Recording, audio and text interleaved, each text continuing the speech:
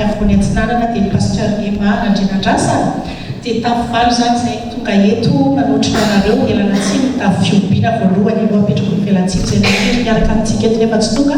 noho ny grève ny train Ramalala fa ny tafy miaraka amintsika eto zany izay tafo Vincennes, Arago, Melun, Grandchamp, Orléans,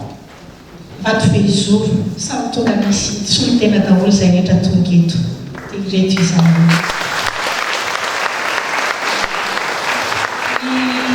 Inoanay voalohany ho anareo zany dia misy niakatra hoe manaovany mety izay no atolotra ianareo voalohany dia ny hira ny faharoa zany dia midia hoe aoreny tsara ny finoana tsy tonga lafatra tompoko isika rehetra amin'ny zavatra rehetra fa dia atolotra amin'ny kafaliana anareo ka dia raison mpitiavana.